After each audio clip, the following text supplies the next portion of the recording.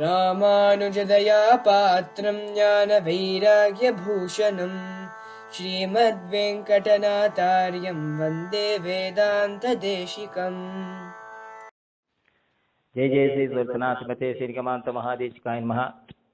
నాల్పాకం doctor ఉభయ వేదాంత విద్వాంసులు వాసుదేవాచార్య స్వామి యొక్క వేదాంత దేశికుల యొక్క నిర్వహణ అనే విషయముపై ఒక శీర్షిక అనుభవిస్తూ ఈరోజు ఒక చక్కని అమృత బిందు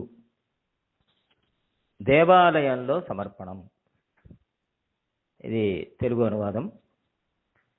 మనం దేవాలయానికి వెళుతూ ఉంటాం.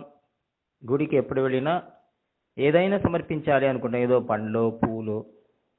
ఒక్కొక్కసారి ప్రతిరోజు వెళ్ళే సమయంలో ప్రతిరోజు మనం తీసుకొని వెళ్ళేదానికి వీలు అవ్వదు. అయినా శాస్త్రం అంటుంది, ఎప్పుడు దేవాలయానికి వెళ్ళినా పెరుమాళ్ సేవించే వెళ్ళే సమయంలో ఏదైనా సమర్పించాలి అంటుంది శాస్త్రం. పత్రై పుష్పై ఫలైర్ వాపి పూజాకాలోక్తవర్త్మన అని ఒక శాస్త్రం. పుష్పము, పండ్లో, లేదా తులసి ఇలాంటి పత్రము, లేదా ఏది కొనడానికి లేకపోతే దక్షిణ ఏదో రూపాయి, చేతిలో రూపాయి వెళ్ళి అక్కడ హుండీలో వేయడం అనేది అలవాటు. లోకంలో కూడా పెద్దవాళ్ళని మనం చూసే సమయంలో ఒట్టి చేతితో రిక్తాస్తంతో వెళ్ళాం కదా, శాస్త్రము ఉంది అలా. కావున ఆచార్యులు, భాగవతోత్తములు, పెద్దవాళ్ళు, వయోవృద్ధులు, రాజా వీళ్ళందరినీ చూసే సమయంలో వీటి రిక్తహస్తంతో వెళ్ళకూడదు. పెద్ద పెద్ద భాగవతులను సేవించే సమయంలో ఏదైనా సమర్పించాలి. సాధారణంగా లౌకికంగా కూడా మనం వెట్టి చేత్తో వెళ్ళము. అయితే పెరుమాళికి మనం విశేషోపచారం చేయాలి కదా. అయితే భగవంతుని సేవించే సమయంలో ఏదైనా తీసుకుని వెళ్ళాలి. కానీ నిత్యము మనం దేవాలయానికి వెళితే నిత్యము సమర్పించడానికి వీలు ఉండదు. మరి వీలైనా శక్తి ఉన్నా అక్కడ ఏం దొరకకుండా పోవచ్చు, పత్రము పుష్పము. అప్పుడు ఏం చేయాలి? కేవలాంజలినా వాపి విహితేన యథాతథ అంటుంది శాస్త్రం. ఏమి సమర్పించినా దొరకకపోతే, వీలవ్వకపోతే కేవలం అంజలి చాదండి, రెండు చేతులతో నమస్కరించండి అంటుంది శాస్త్రం. శాస్త్రం చెప్పినట్టు అంజలి సమర్పించాలి.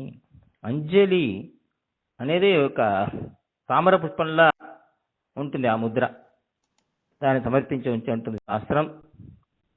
వీటికన్నా ఇంకో గొప్ప విషయాన్ని వేదాంత దేశం తెలియజేస్తున్నారు. వేదాంతానికి ఆచార్యులు కదా, వేదాంత దేశులు కాబట్టి వారే ఇటువంటి విషయాన్ని మన తమకు చెప్పే ఒక సామర్థ్యం, వారికి అర్హత కూడా ఉన్నది.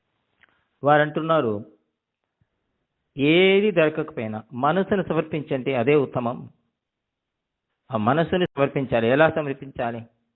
పుష్పం సమర్పించినా వీలవ్వకపోతే మనసును సమర్పించవచ్చు కదా. పుష్పానికి సంస్కృత భాషలో సుమనస్ అని పేరు. మంచి మనసు అని కూడా ఒక అర్థం. మనసుని మంచిగా పెట్టుకోవాలి, శుద్ధంగా. అది చక్కగా సమర్పించాలి అంటున్నారు వేదాంత దేశం. ఇంకో రహస్యమైన విషయం, మన మనసుని శుద్ధంగా పెట్టుకోవడమే చాలు, భగవంతుడే వచ్చి దాన్ని తీసుకుంటాడట. తిరుపనాడు అని అంటున్నారు పాసురంలో, అమరనాథి వీరాంత శకంలో, కొండల్ వెన్నై కోవరణాయ్ వెన్నయుండవాయన్ ఎన్నుళ్ళం కవర్ந்தோனை அண்டருஹோன் அணியரங்கன் என் அமுதினை కండ గణ్గళ్ మత్తొందినై కాణావే అని ఆశ్చర్యమైన ఒక పాసురానికి వేదాంత దేశికులు చక్కని వ్యాఖ్యానం సాధిస్తున్నారు మనకు. అయితే శ్రీరంగం నుంచి మధురకు వెళ్ళారట, ఉత్తరమధురకు. భగవంతుడు కృష్ణావతారం చేసి లీలలన్నీ సమాప్తి అయిన తర్వాత, కృష్ణలీలల తర్వాత మరి శ్రీరంగనాథుడు శ్రీరంగానికి వేంచేశారట. అప్పుడు ధీరు అక్కడ మథురకు వెళ్ళాడు కదా, మథురా బృందావనంలో. అక్కడ ఏం దొరికిందండి? ఎందుకని వెళ్ళాడు? చక్కని ఒక ఆశ్చర్యమైన ద్రవ్యం దొరికినదంట కృష్ణుడికి. ఏంటి అది? అందరికీ తెలిసిన విషయమే, వెన్న ముద్ద. గోకులంలో ప్రతి ఇంటికి వెళ్ళి నవనీతాన్ని దొంగిలించాడు. నవనీత చౌర్యని పేరు. అడిగితే ఇది నాది అంటాడంట.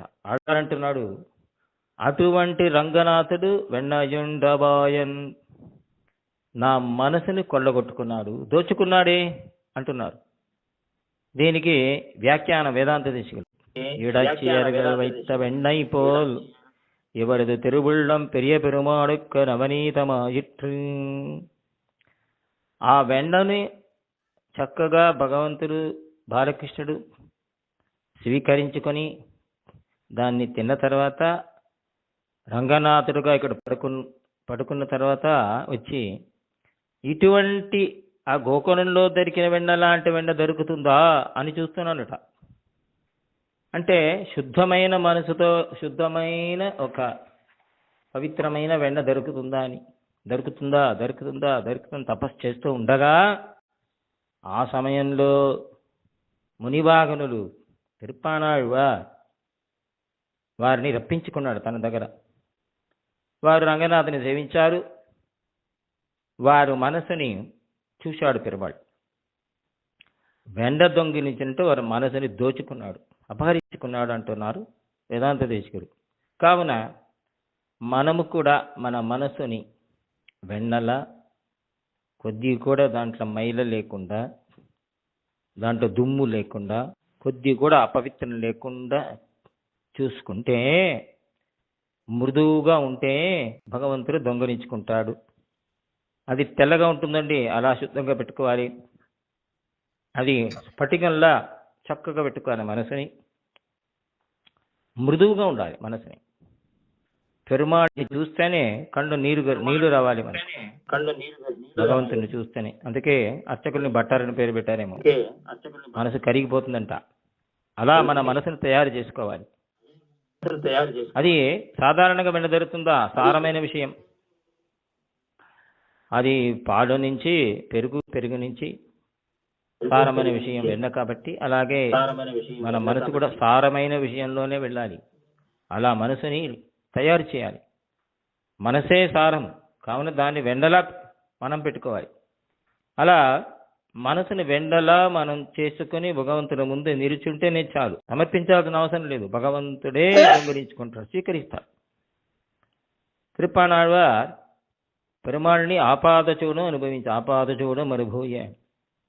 అలాగే వేదాంత దేశి కూడా భగవద్ధ్యాన సోపానంలో ఆపాదచూడం రంగనాథుని అనుభవిస్తున్నారు. ఒక్కొక్క శ్లోకంలో కూడా నా మనస్సుతో రంగనాథుని సేవిస్తున్నాను, దాంట్లో మునిగిపోతున్నాను అంటాడు. మామికేయం మనీషా మానసమ్మి. ఎందుకంటే ఇలా మనసుని మరీ సంబోధిస్తున్నారు. ఆ పాత్ర వ్యాఖ్యానంలో దాని రహస్యాన్ని స్పష్టంగా ఇలా అంటున్నారు. దేవాలయానికి మనం వెళితే ఏది సమర్పించే శక్తి ఉన్నదో దాన్ని సమర్పిస్తాం. కానీ ఏది లేకున్నా, మన దగ్గర ఏమి చేతుల్లో రిక్తాస్తంగా వెళ్ళినా బాధపడాల్సిన అవసరం లేదు. భగవంతుని మనస్సును ఒకటి ఇచ్చారు కదా, మన దాన్ని శుద్ధంగా పెట్టుకుని భగవంతుని సేవించడానికి వెళితేనే చాలు, భగవంతుడు దాన్ని స్వీకరిస్తాడు. భగవద్ధ్యాన సోపానం ఒక విషయం అంటున్నారు. నా మనసు శుద్ధమైన ఒక తటాకంలా ఉన్నది, చక్కని జలాశయం. ఆ ఒక గుండంలో భగవంతుని తిరిమేని చక్కగా కనిపిస్తుంది.